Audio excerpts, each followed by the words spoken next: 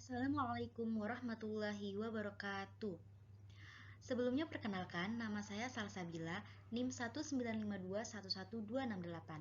Dalam video ini, saya akan memaparkan mengenai laporan observasi perusahaan jasa yang saya dan kelompok saya telah lakukan.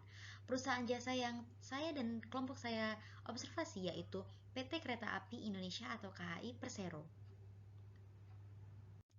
Sebelumnya, perkenalkan juga anggota kelompok saya. Yang pertama, ada Zufa Vinkia Elsabeth, lalu yang kedua saya sendiri, dan yang terakhir Lia Nurfaisi. Yang pertama mengenai profil perusahaan. Nama perusahaannya yaitu PT Kereta Api Indonesia Persero yang biasa dikenal dengan sebutan KAI. Visi dari KAI yaitu menjadi penyedia jasa perkereta apian terbaik yang fokus pada pelayanan pelanggan dan memenuhi harapan stakeholders. Lalu misinya menyelenggarakan bisnis perkereta apian dan bisnis usaha penunjangnya melalui praktik bisnis dan model organisasi terbaik untuk memberikan nilai tambah yang tinggi bagi stakeholders dan kelestarian lingkungan berdasarkan 4 pilar utama, yaitu keselamatan, ketepatan waktu, pelayanan, dan kenyamanan. PT KAI berdiri pada tanggal 1 Juni 1999. Jasa layanan yang ditawarkan oleh PT KAI Indonesia ada 4. Yang pertama, layanan angkutan penumpang, layanan angkutan barang, pendukung angkutan kereta api, dan yang terakhir non-angkutan. Pada awalnya, PT KAI hanya melaksanakan kegiatan usaha layanan jasa perkereta apian. Analisis lingkungan pemasaran. Yang pertama, dari segi demografis, PT KAI menyediakan jasa bagi masyarakat dari semua kalangan. Lalu yang kedua, dari segi ekonomi, perusahaan menawarkan beberapa produk yang sesuai dengan kebutuhan calon konsumen seperti pada KA kelas eksekutif, KA kelas bisnis, KA kelas ekonomi, dan KA lokal. Lalu yang ketiga, dari segi politik, PT KAI Persero berkomitmen untuk menerapkan good corporate governance secara konsisten sehingga mampu meningkatkan kepercayaan pelanggan dan stakeholders. Lalu yang keempat, dari lingkungan sosial budaya, sesuai dengan visi dan misi PT KAI Persero berkomitmen untuk memberikan layanan sosial yang kegiatannya corporate social responsibility. Yang kelima, dari segi alam, PT KAI yaitu perusahaan jasa transportasi yang mengelola jasa perkereta apian dianggap dapat menghindarkan masyarakat dari kemacetan transportasi darat. Lalu yang terakhir, dari segi teknologi, PT KAI menyediakan aplikasi KAI Akses yang dibuat untuk mengakses segala kebutuhan mengenai keberangkatan dengan kereta. Program pemasaran jasa. Dari segi produk, PT Kereta Api Indonesia Persero adalah sebuah jasa layanan transportasi darat yang diberikan oleh pemerintah dengan memanfaatkan kereta api sebagai jasa sebagai alat transportasinya. Produk yang sebenarnya dibeli customer adalah manfaat yang dapat mereka rasakan. Dari segi harga, PT KAI Persero menawarkan harga tiket yang sangat bervariatif. Harga yang ditawarkan disesuaikan dengan kelasnya dan juga jarak jauh atau dekatnya tujuan, di mana harga tersebut dapat dibedakan menurut kategori kelasnya yaitu KA eksekutif, KA bisnis, dan KA ekonomi. Lalu promosi PT KAI Persero dibantu dengan media-media promosi yang ada yaitu seperti majalah, pamflet, banner, brosur, televisi, dan internet yang sifatnya memberikan informasi, membujuk, dan mendorong untuk melakukan pembelian atau penggunaan jasa tersebut. Lalu lokasi distribusi, PT KAI Persero membangun stasiun di setiap kota-kota besar. Lalu dari segi people, menyangkut peranan pemimpin perusahaan dalam meningkatkan citra perusahaan dalam arti semakin berkualitas unsur dari pemimpin perusahaan dalam melakukan pelayanan transportasi umum, maka akan meningkatkan jumlah konsumen. Lalu dari segi physical evidence, physical evidence merupakan bentuk fisik dari penyediaan pelayanan jasa transportasi umum di kereta api maupun stasiun. Pelayanan petugas stasiun maupun kereta api, kereta maupun stasiun sangat mempengaruhi terhadap kenyamanan konsumen.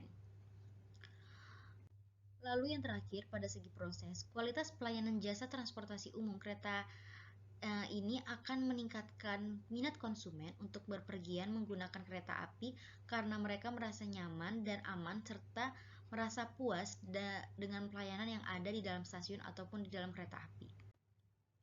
Relationship marketing yang dibangun oleh PT KAI yang pertama periklanan atau advertising. Strategi promosi event PT KAI melalui advertising dengan mengaplikasikannya dalam bentuk nyata diantaranya adalah mengetahui tujuan penggunaan periklanan. Iklan dibuat dengan tujuan sebagai media untuk mendorong hard sell yang bagus. Lalu yang kedua, promosi penjualan atau sales promotion, memberikan potongan harga, tiket masuk, harga khusus untuk pengguna KAI Akses langsung mendapatkan hadiah saat sudah mendownload KAI Akses. Lalu yang ketiga, hubungan massa dan publisitas atau public relation and publicity. Kegiatan public relation dibuat untuk mempengaruhi sikap masyarakat terhadap perusahaan. Sebagian kegiatan promosi humas ini ditempatkan oleh perusahaan jauh di belakang periklanan, penjualan langsung, promosi penjualan, penjualan perorangan. Lalu ada penjualan perorangan atau personal selling. Lalu yang kelima ada pemasaran langsung atau direct marketing. Selanjutnya strategi SDM yang dibangun oleh PT KHI. PT KHI terus mendorong pengembangan sumber daya manusianya melalui kerjasama dengan berbagai pihak agar dapat semakin memajukan perusahaan dan dapat menjadi talenta unggul pada tingkat BUMN. Salah satu langkah KHI dalam hal pengembangan SDM adalah menandatangani kerjasama dengan Bank Mandiri pada tanggal 23 Juli 2020. Dalam kerjasama ini, KHI dan Bank Mandiri bersepakat untuk melaksanakan beberapa aktivitas pelatihan dengan melibatkan jajaran pimpinan kedua perusahaan. Manajemen kualitas jasa pada PT KAI Persero. Yang pertama dari segi reliability, konsumen menilai PT KAI kurang mampu memberikan layanan yang akurat, seperti pengguna jasa kadang menunggu lama diakibatkan keterlambatan kereta yang mana lama keterlambatan kereta api tersebut sampai 20 menit dari jadwal keberangkatan awal. Lalu yang kedua dari segi tangible, tanggapan penumpang tentang pelayanan PT KAI untuk kebersihan memang bisa diunggulkan. Namun dari segi kenyamanan, penumpang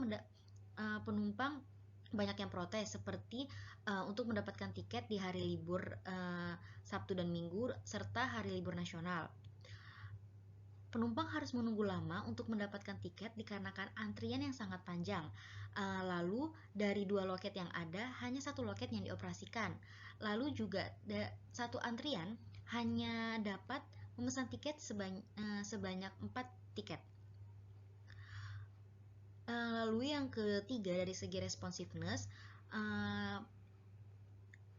konsumen menilai para karyawan kurang mampu menginformasikan kepada para pengguna jasa kereta api seperti di mana saat pengguna jasa kereta api yang ingin membeli tiket akan tetapi tidak mengetahui tiket yang akan dibeli untuk keberangkatan yang keberapa.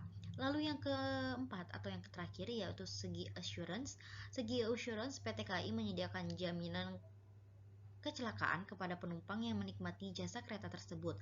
Namun, jaminan tersebut tidak gratis, melainkan saat kita melakukan pembelian pada aplikasi KAI Akses, maka akan ada biaya tambahan sebesar kurang lebih Rp10.000.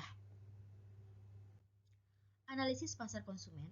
Pangsa pasar KAI berdasarkan jumlah penumpang per Oktober tahun 2021 sebesar 14,77%, yang mana menurun sebanyak 2,63% dibandingkan dengan tahun sebelumnya yang berjumlah 17,40%.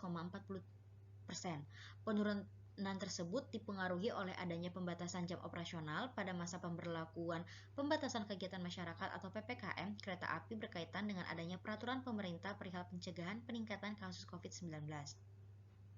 Pangsa pasar KAI berdasarkan jumlah barang per Oktober tahun 2021 sebesar 11,02%, yaitu meningkat 2,02% dibandingkan dengan tahun sebelumnya yang hanya sebesar 9,01%. Pangsa pasar berdasarkan jumlah barang sebesar 11,02% dikarenakan cakupan rel di Jawa dan Sumatera tidak sebesar cakupan moda angkutan lainnya di jalan raya. Pada tahun 2021, mengingat masih dalam masa pandemi, maka tidak ada kegiatan event yang dilaksanakan, akan tetapi kegiatan promosi berupa info-info menggunakan media sosial dan website KAI. Di sini, seperti yang dilihat pada PPT, ada beberapa testimoni baik dari pengguna jasa kereta api Indonesia. Dan yang ini merupakan testimoni kurang baik yang dialami oleh konsumen yang telah memakai jasa PT KAI Persero. Nah, selanjutnya evaluasi kinerja. Perseroan tidak terlepas dari kendala-kendala, antara lain kurang cepat dalam respons perubahan teknologi yang saat ini terjadi di pasar global. Untuk mengatasinya, perseroan telah mengembangkan fitur aplikasi penjualan KAI Akses antara lain e-wallet, single billing, layanan top up e-money, dan adanya integrasi layanan antar moda. Kendala lainnya adalah kapasitas angkutan barang terbatas pada infrastruktur. KAI belum mampu menyediakan layanan angkutan barang yang seamless di mana beberapa stasiun tidak langsung terhubung dengan pelabuhan atau pabrik atau kawasan industri sehingga kapabilitas pengembangan bisnis non-angkutan masih sangat rendah. Kebijakan tarif untuk beberapa jenis kargo seperti peti kemas juga kurang kompetitif dibandingkan dengan moda transportasi darat lainnya. Kendala lainnya yaitu infrastruktur yang semakin menua, termasuk interior armada, rel dan sistem persinyalan, serta lokomotif dan gerbong. Ya, itu tadi pemaparan saya mengenai observasi pada perusahaan jasa yaitu PT KAI Persero.